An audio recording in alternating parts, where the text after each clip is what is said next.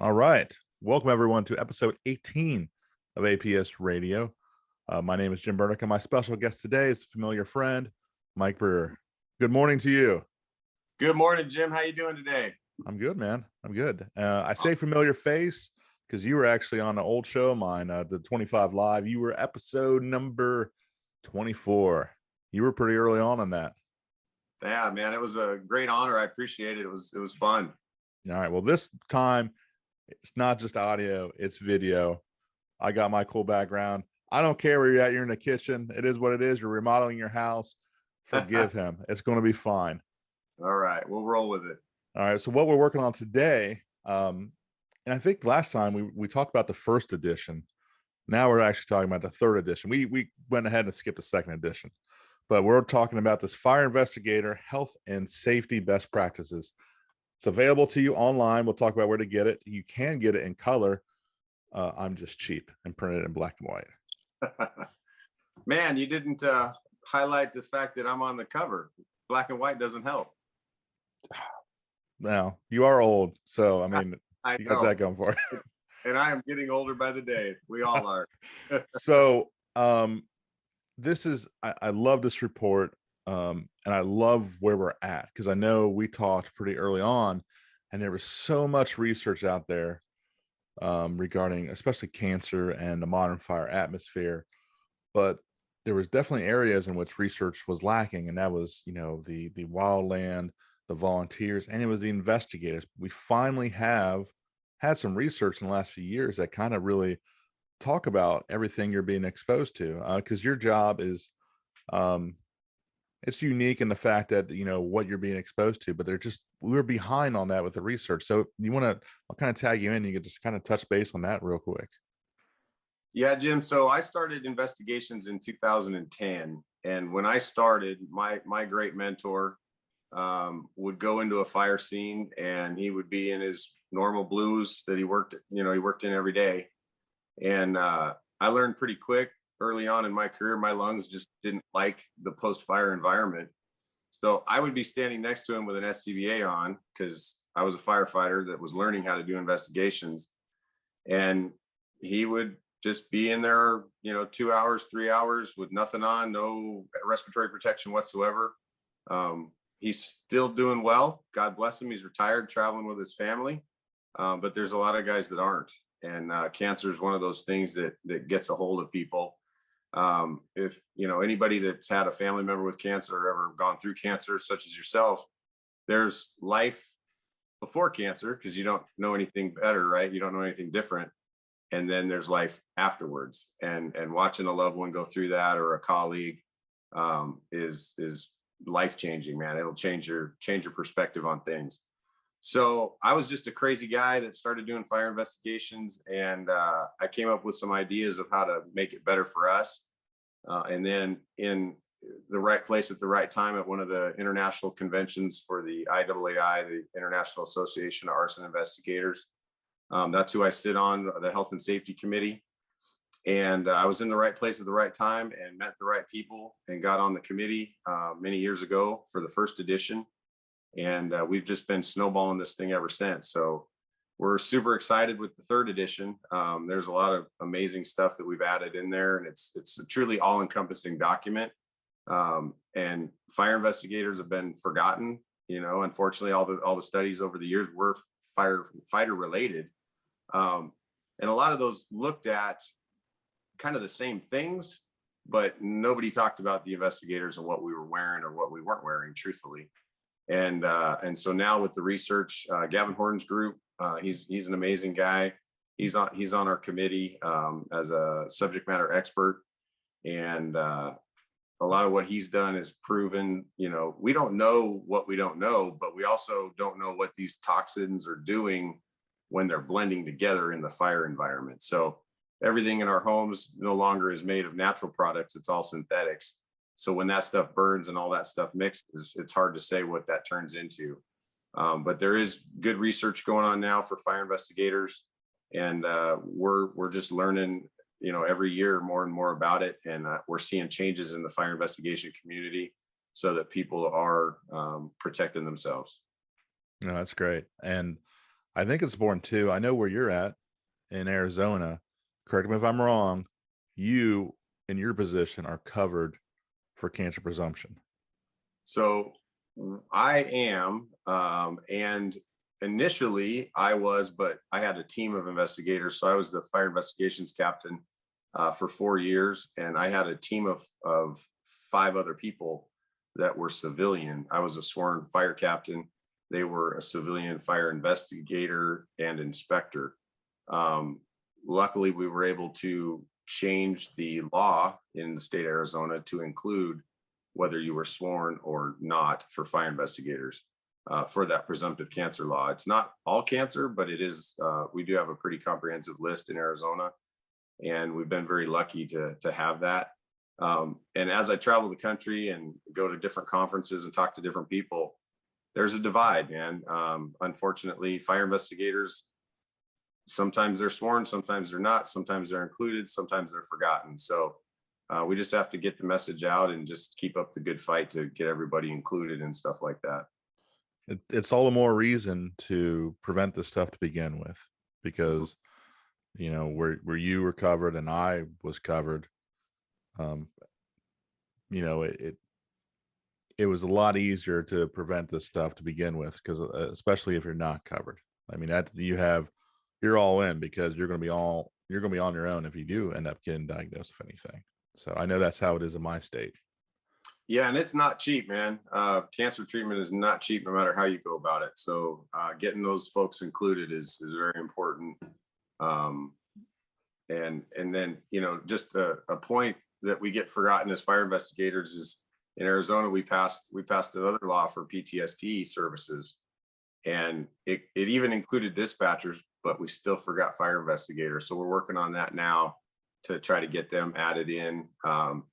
And I can tell you some of the worst stuff I've ever seen. I've been a paramedic a long time, and I've ran a lot of calls, but some of the worst things I've ever seen have been on fire investigations with a fatality. So those aren't pretty things to see, and that's stuff that can haunt you for a while. So that mental health is definitely important to take care of, and we're working on that here in Arizona for our folks. That's a great point. I'm glad you guys are trying to be proactive regarding that stuff. So, touching on all this stuff, though, that post-fire environment, we finally have that research out there. Gavin's and a few others. What's some of the stuff that they were seeing in that post-fire atmosphere? And I know the hard thing is there's no fires that are similar. Every fire is going to be different. So, but what were some kind of common themes that were popping up? So the two biggest toxicants we see post-fire environment in every single fire is the CO and hydrogen cyanide. And then we're also finding that formaldehyde is off-gassing for a lot of those things, as well as the PAHs. I'm not a scientist, so I don't have those. It's polycyclic something. Methyl ethyl bad stuff is pretty much all it. So, but they're finding that stuff's hanging around for a long time. And then, we created it, kind of the A, B, and C zones, or the hot, cold, or hot, warm, cold zones for this document. But anybody that's been in a post-fire environment, whether it's one day or a month or a year, if you go into that structure, you start walking around and you got a flashlight, or the sun's kind of coming in from the roof because the roof burned off or something. When you start moving that stuff around, you're creating dust and particles that are floating in the air. And that's where we have the unknown, right? We don't know what that stuff's doing, what it is, what it's mixed with. And so the post-fire environment is a hazmat scene. You mentioned it's warm here in Arizona. Yeah, it gets a little warm.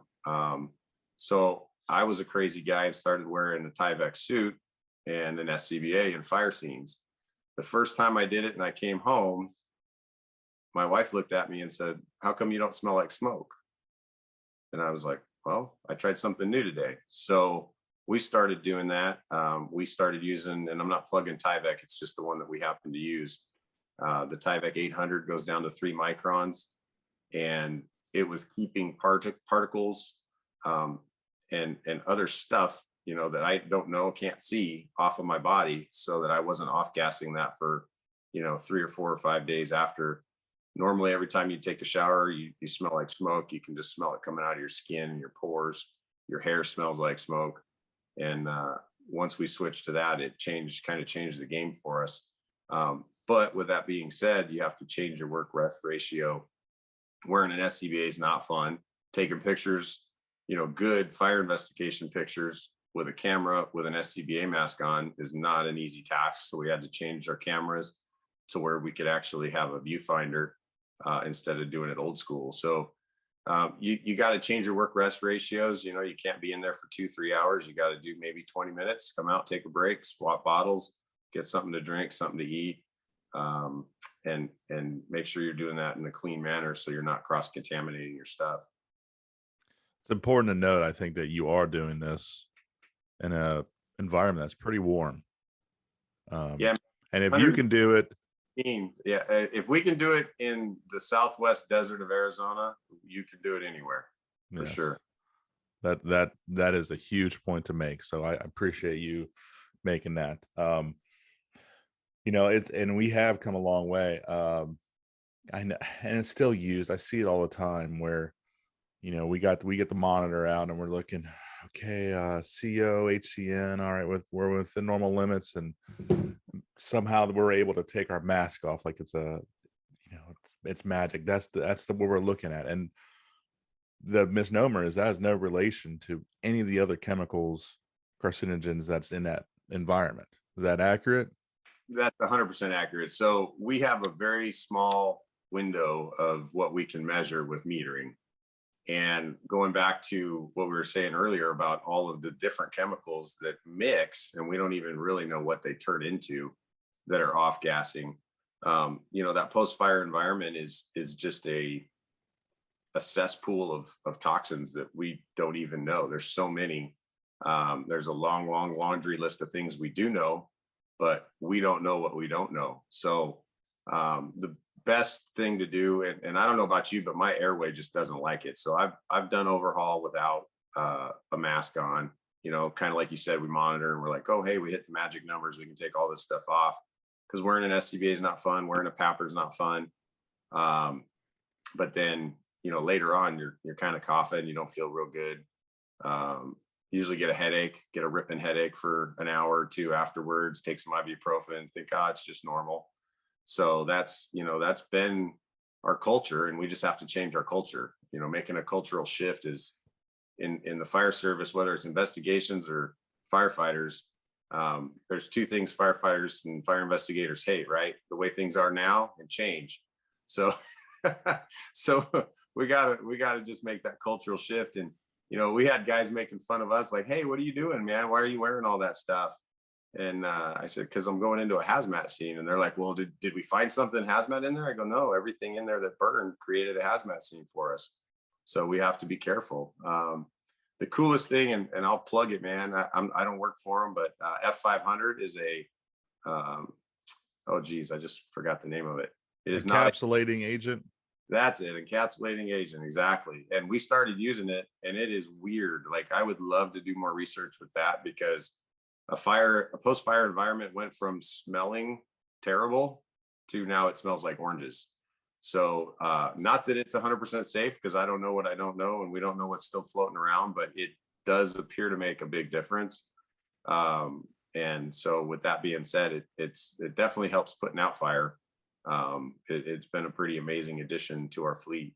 So nice. Yeah. Good deal. I wanted to touch on some of this report. I mean, it was, again, a very comprehensive report. You guys definitely covered a large amount of ground with this, but the overall just exposure reduction, like, it's not just even at the fire scene, it's everything before the fire scene and after the fire scene. Would you mind kind of touching on some of those items? Yeah, Jim. So the exposure reduction concept starts with you and your practice with your gear before and after the fire, as well as your vehicle. Like I said, when I first started doing this, the truck we were using just reeked of smoke. The cab stunk. people had a culture of putting their gear in the back seat. So that stuff just permeated the seats of the truck. And then they just didn't clean their gear real well. So their gear always smelled like smoke. And this is both sides. This is the fire service, firefighters and fire investigators. So it goes back to making that cultural change and understanding that you can cross-contaminate stuff. And I can't remember exactly who did the study, but they did a study about the it's out there. It has the glowing dust, and it shows where firefighters. You've seen that video where we get exposed a lot. It's on the neck, Yeah. and they also like when you take your gear off, and you get it on your hands, and then you don't realize you get it on your hands, and you're touching your face and all that stuff, and it shows that glowing dust shows. And so it's just changing the way we do business. That's really what it boils down to. Prevention is, I had a fire chief when I first started. He said an ounce of prevention is worth a pound of cure, and that's a George Washington statement, I believe. But he loved to say that, and just keeping your gear clean, keeping you clean, cleaning yourself and your gear after an environment that you've been in, not bringing that stuff home to your family. Is a huge step in the right direction. And that's, a lot of what our document talks about. We do talk a little bit about clean cab as well. And that started on the fire truck side, but it definitely applies to fire investigations. The International Association of Arson Investigators has been awesome with the Health and Safety Committee. We've got a great group of people. I can't take credit for all of it. There's a long laundry list of folks that are on that committee, as well as subject matter experts that do a lot of research with the universities, UL, NIOSH, NIST, CDC, a couple of the other universities, like University of Miami. So this is definitely a collaboration across the country. We've got one guy in the UK that's amazing. So it's truly a worldwide document that's changing the way people do business all across the country and the world. So to be a part of that, I'm very blessed and very excited to share that with everybody. So, but getting back to your question about the prevention, it's just work rest ratios, cycling in, cycling out, doing that in a clean manner, keeping your gear clean, keeping your vehicle clean. And then the nice thing about the Tyvek is you just crumple it up and throw it away. So it's not a reusable thing, but you get rid of all that stuff that was on your body, that kind of magnetizes to you as you're going through the fire environment. Fire investigators spend, a simple investigation is an hour. A more complex investigation could take days. So you could be in there for 8-10 hours a day, digging and sorting, and it could even be longer than that. So it just depends on the event, because it's fire, explosion, and investigation. So NFPA 921 covers both. And some of the more complicated investigations out there take days, weeks, sometimes they take months. So those folks are going in those scenes back and forth for an extended period of time, and we just need to protect ourselves. Exactly. So if we can, I'd like to actually go into these different scenarios, post-fire environments in which you guys are actually going in. And you actually, now that we have research, we're able to kind of break it down and figure out what kind of PPE is appropriate per the situation. So if you don't mind, we can jump in and to talk about these different scenarios that you guys were able to kind of work out. So let's just start off with the big one, hot scene A. Yeah, so hot scene A is our fire scene, where most of the time that's going to be our public fire investigator. So the private guys don't usually show up for a day or two. That's going to be our public sector fire investigators that are there with the dispatch. Some fire departments have a fire investigator on call 24/7. They get dispatched with maybe a working fire, and they're going to be there the soonest after extinguishment and before overhaul. And sometimes there's critical pieces of the puzzle that need to be either photographed or collected, whether it's evidence or whatever. And so those folks are going to be making entry with a fire crew and they need to be in the appropriate PPE. In that scenario, you wouldn't be making entry into a Tyvek suit just because it's still a hot scene, hot environment. So you would need turnout gear with an SCBA on for that. And then we'll just keep rolling down the list if you want. The hot scene B is the fire scene that has been fully extinguished and overhauled, but it's still less than the 2-hour window from fire extinguishment. So that's a lot of fires, because a lot of organizations have an investigator maybe on call. So they call a fire investigator out, takes about an hour to get there. So they don't usually call for them right away because they don't know that they need them until the fire's out. They've done a little overhaul and somebody says, "Hey chief, this we don't know what caused this. Nobody was home. We don't know what's going on here." So that 2 hours, less than 2 hours is kind of that window when the fire investigator usually shows up on an on-call situation. And once again, that's going to be your public sector folks.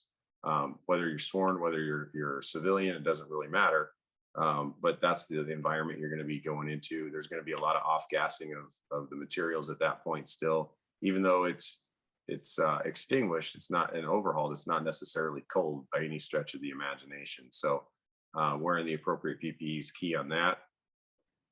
Going into the warm scene, so we have what is, Mike, real quick, I'm sorry. Yeah. What would be considered the appropriate PPE for that hot scene B? So we're still advocating that they have some kind of potentially thermal protection, because I've made entry. You can make entry with the Tyvek type suit.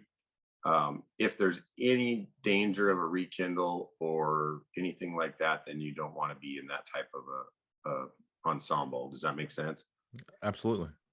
So, but some type of airway protection for sure. And honestly, you're going to want some type of airway protection in all of them, because it doesn't really matter. We don't know what's 100% what's out there, right? So like we talked about earlier. But typically hot scene A, hot scene B, you'd be in SCBA or some type of a air purifying respirator. Warm scene, you're looking at least 2 hours post-fire extinguishment. Excuse me.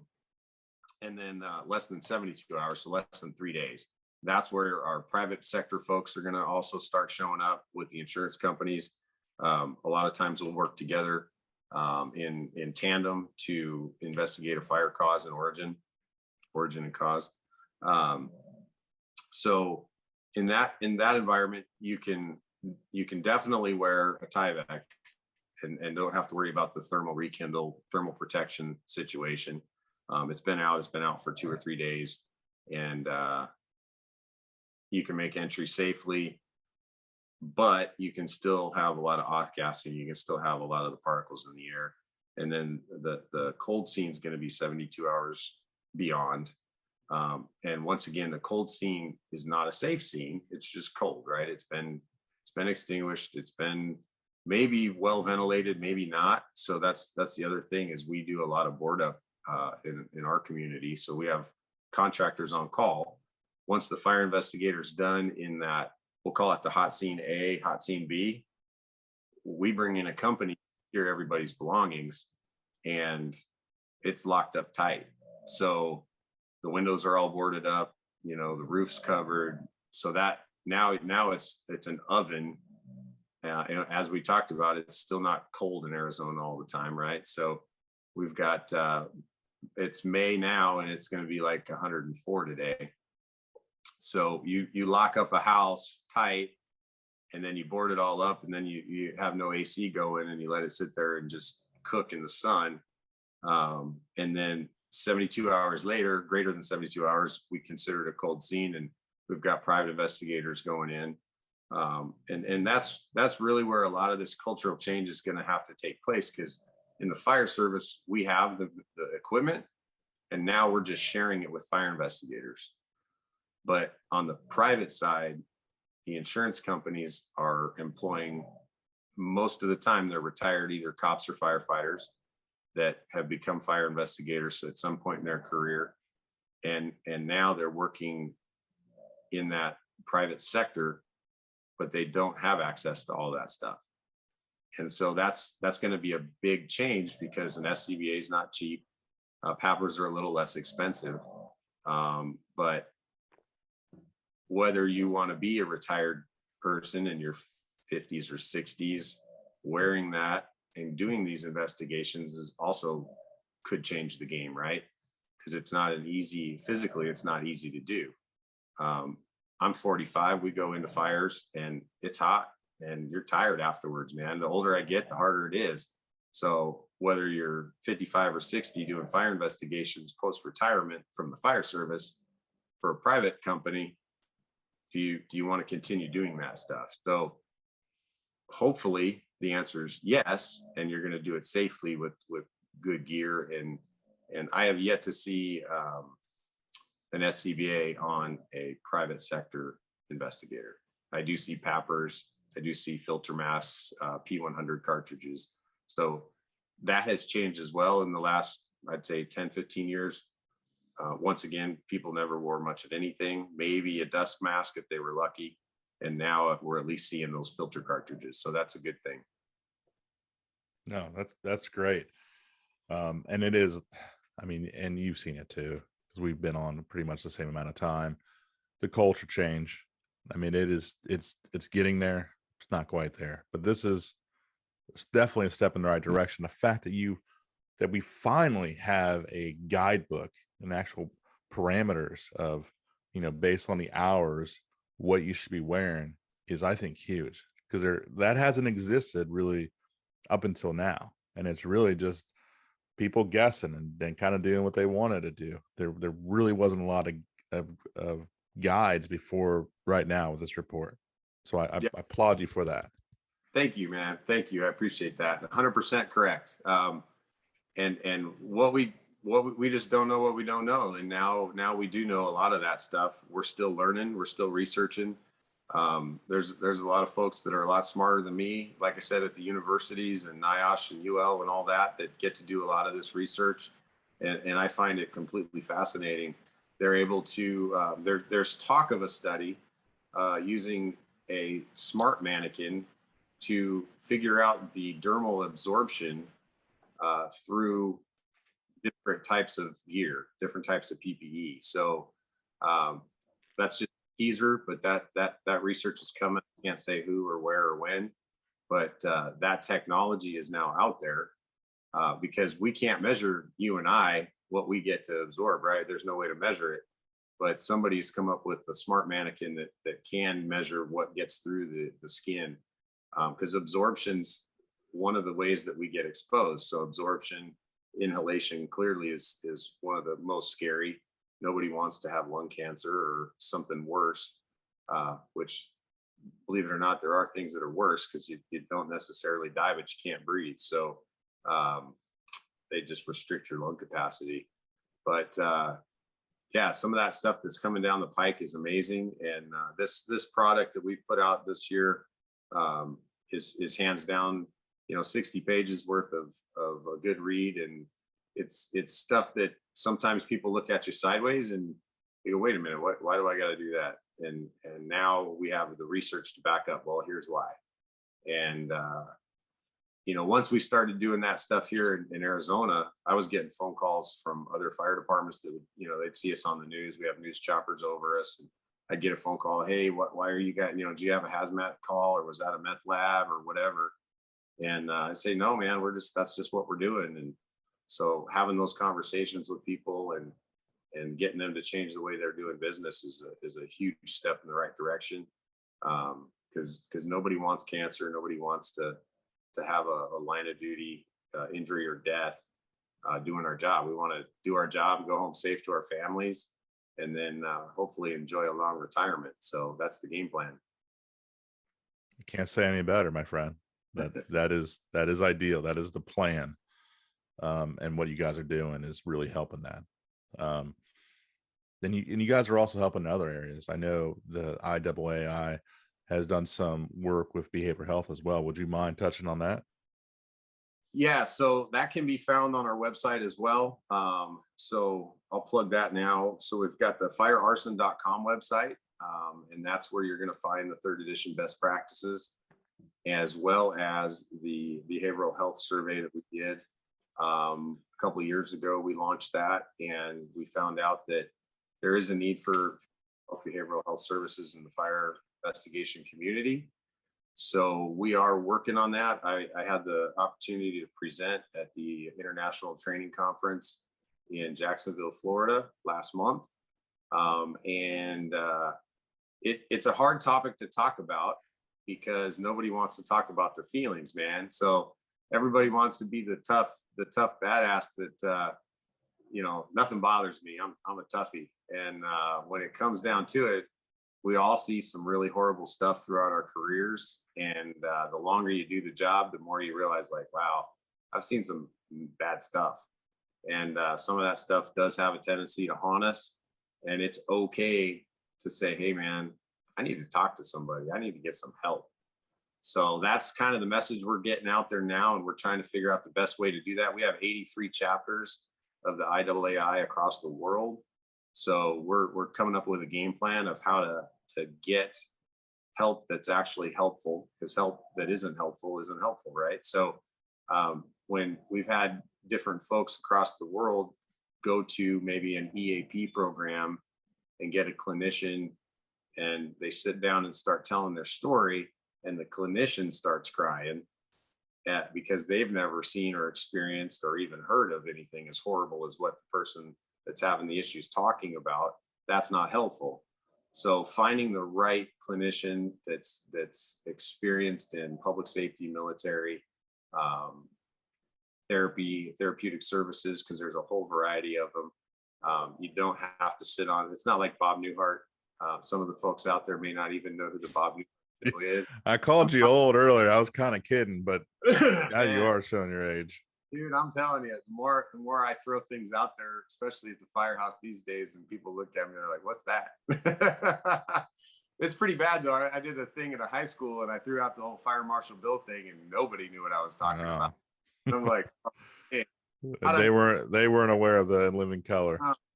The old guy thing happens fast. Like I said, I'm only 45. I've been doing it a little over 20 years, but man, it just happens overnight. And the next thing you know, you're like, dang, I'm the old guy. So but anyway, so it's not like the Bob Newhart show where you got to sit on the couch and pour out your feelings, man. There's other types of therapy. There's accelerated resolution therapy.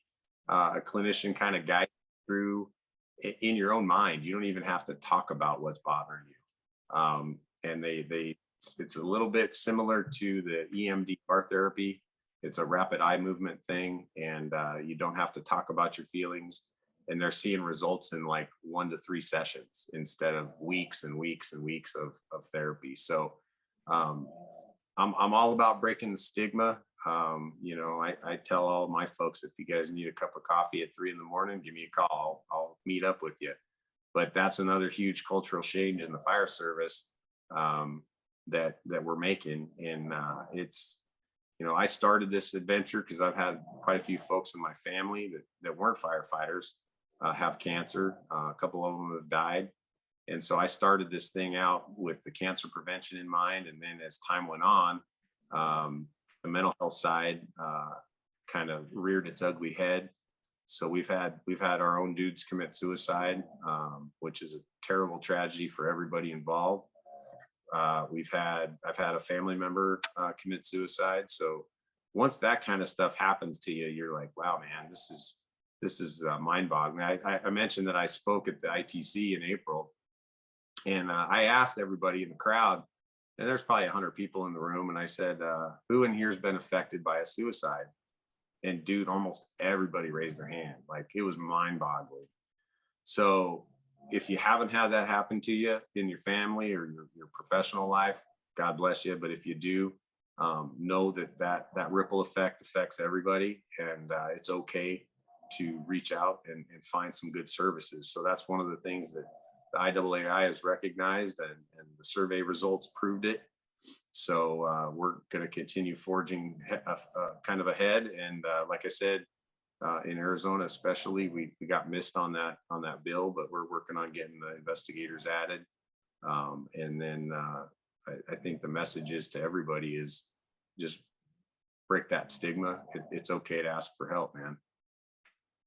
Yes, absolutely. No, and you guys are as absolutely tremendous. How proactive you are, more so than a lot of people in Arizona. But again, this report is so comprehensive and really needs to be out there. So I'm hoping that this episode helps with that, lets people know that there's actually now a guideline and process in place for reducing our exposures and really extending our lives and being around. Yeah, man, and we're having an effect too, on other stuff. So that's the cool thing. You see the ripple effect of one document and one group of people working hard, and then and none of us are paid. None of us get paid to do what we do on the committee. Um, it's all voluntary, and it's all just because we want to make the fire service a safer and better place to work. Um, the cool thing too is that now the NFPA 921 document for fire investigations is in review, and now there will be a mention of mental health for fire investigators in that document. So what we've been able to do here with the safety committee and the third edition is now trickling even into the NFPA documents. So that's super cool to see that happening. The IAFF has the Center for Mental Health, and that's a tremendous thing. And right now, it's currently only available to IAF members. So if you're not a sworn firefighter that's in a union, right now there's not a central place to go. There's a lot of different groups across the country. And then, the struggle too is that we're a worldwide organization as far as the IAAI. So I have absolutely no idea what's available in Brazil. But, I know that we have a chapter there. So getting connected with somebody there that can find those clinicians to provide the services to our public safety folks is huge. So that's kind of our long-term goal is to be able to have a list for every chapter of a group of folks that they can go see. And then hopefully if we can get them included in their presumptive laws, whether that's the PTSD and cancer, that's a work in progress across the country for sure. Hey, real quick, I just want to have silence for just 1 second. I was waiting for the snore. You got the dog right next to you snoring, don't you? I do. He's hanging out on, and he's snoring his little tail off. I'm jealous. I don't think I heard it initially, but now I'm jealous because you and I were both. You were at Eric Church last night. I was at Garth Brooks. We had a long night, and I want to be doing what your dog is doing. Right? They do that like 24 and a half hours a day. I don't know how they do it. I wouldn't be able to move. I get out of self-defense most of the time because if I stay in bed any longer, it's going to hurt too much. So yeah, I don't know how they lay around for that long, but they definitely can saw some logs, man. So hey, before I forget, one other thing I want to plug, and this is for everybody, whether you're a firefighter or a fire investigator. The IAAI has the cfitrainer.net website. That is free to sign up, create an account, and there is a ton of amazing training. NFPA 1021, which is the fire officer's guide, actually requires fire officers to have some fire investigation training and background and knowledge. There's a certification that you can go through on there. It's like 8 classes, and you can get that certification.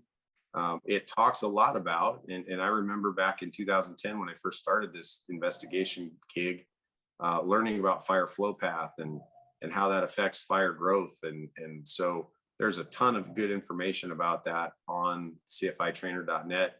It's free. I encourage everybody to get in there and check it out. And now they're also starting to do some not just video, but it's live training sessions as well. So I encourage everybody to go on there, check it out, and hopefully you get some good training out of the deal. Perfect. Yeah, thank you for sharing that. Anything else we missed? Anything else you want to touch on? I know we actually covered a pretty good amount of ground in a short period of time. No, man, I think we're doing great. I'm, like I said, I'm thrilled to be here. Excited for this 3rd edition, and we'll see where the 4th edition goes. So I think it'll be probably 2 years maybe before we get out another one, but we're definitely getting the good word out. We're starting to have an effect, making a cultural change.